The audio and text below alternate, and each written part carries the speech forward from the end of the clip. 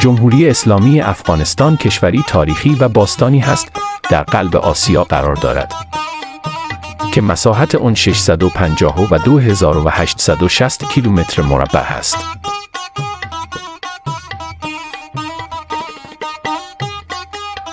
موقعیت جغرافیایی افغانستان.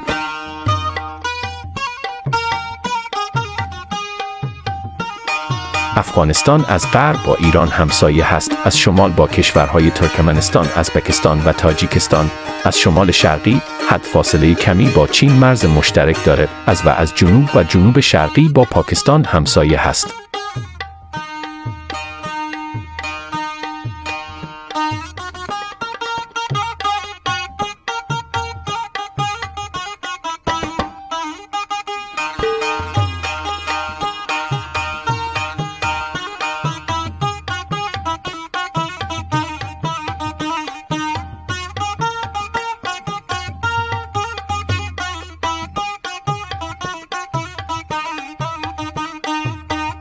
افغانستان متشکل از 34 ولایت یا استان و 364 ولسوالی یا شهرستان می باشد.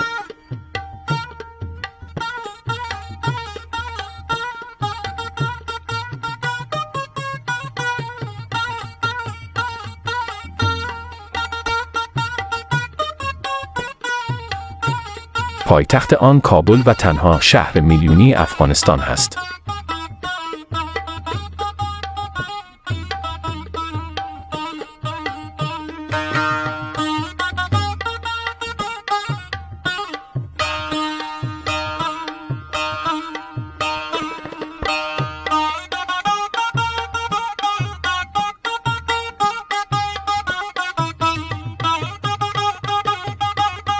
هرات باستان بعد از کابل دومین شهر بزرگ افغانستان است که در غرب کشور قرار دارد.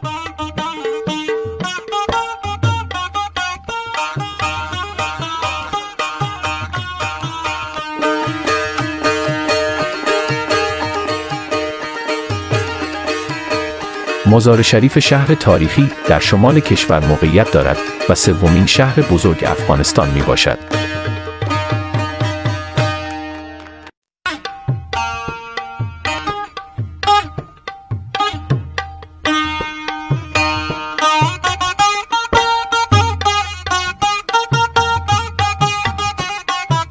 قندهار شهری وسیع است که در جنوب کشور قرار دارد و چهارمین شهر بزرگ افغانستان محسوب می شود.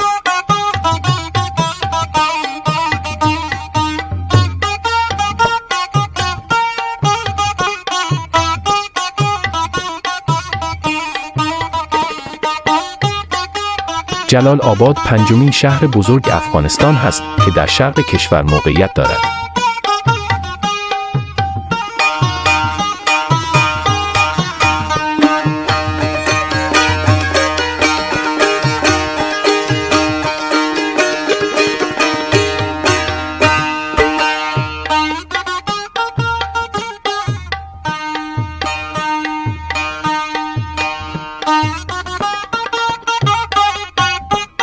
جمعیت کشور افغانستان 40 میلیون نفر در سال 2024 تخمین شده است.